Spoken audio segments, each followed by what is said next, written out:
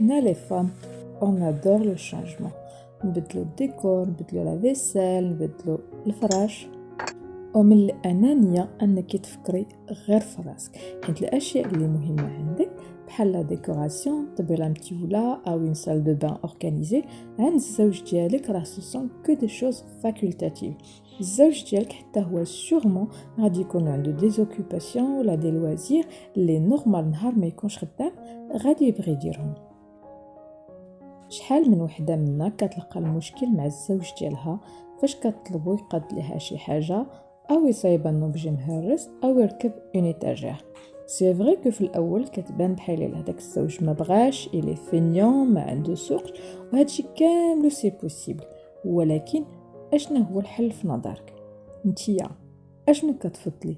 تعيشي في المشاكل يوميا حيت الزوج ديالك بوتيتر ما بغاش، بوتيتر ما مساليش يدير لك هذاك البريكولاج، او تفضلي تشري راحه بالك؟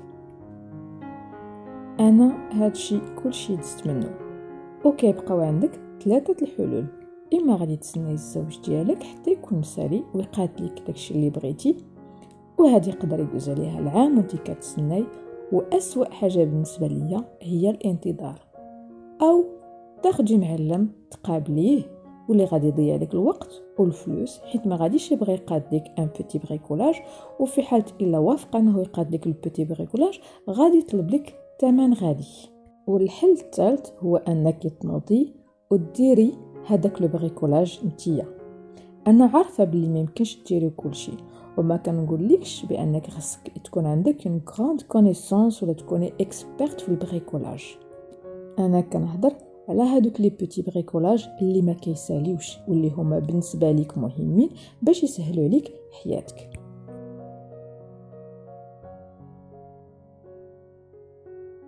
وبزاف منكم غادي يقولوا لي حنا بزاف علينا نديرو كلشي، منا استاذه، منا طباخه، منا اون فام دو ميناج، وما غاديش نزيدو حتى البريكولاج. انا متفقه معكم وعارفه بلي بزاف ديال لي فام مالوغوزمون عندهم اون شارج فيزيك اي مونطال انورم. انا بغيتك تحاولي ديري في حياتك غير الاولويات وديري ان بروغرام ديال لا سيمين، وسورتو تخلي ليك الوقت باش ديري الاشياء اللي بغيتي ومنهم لي لوازير ديالك.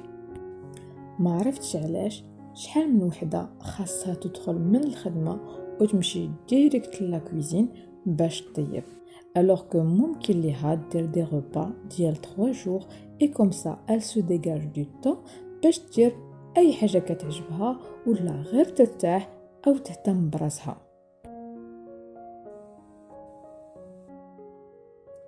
الميناج ولا كوزين راه ما كيساليش، ديروا غير الاولويات اللي كيخليكم تحسوا بان الدار راه نقيه. ولا درتو ان غران ميناج، الايام الاخرى الميناج ديالكم ما خصوش يفوت 30 دقيقه. اللي بغيت نقول لك هو انك ضروري تخصصي واحد الوقيت ديالك في النهار اللي تقدري تعلمي فيه مهارات اخرى يسهلوا عليك حياتك، سواء البريكولاج، خياطه، التجاره الالكترونيه، او اي حاجه عاشقه تعلميها. كوني متاكده ان كلشي بين يدك وراه امبوسيبل ديري كلشي، ضروري غادي خصك تخلي على هادوك لي زابيتود اللي ما مخلينكش تزيدي لقدام.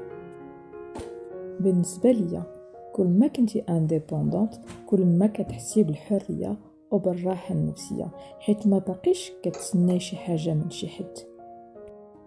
نتمنى هذا الفيديو يكون عجبكم، نلقاكم فيديو اخر. السلام عليكم.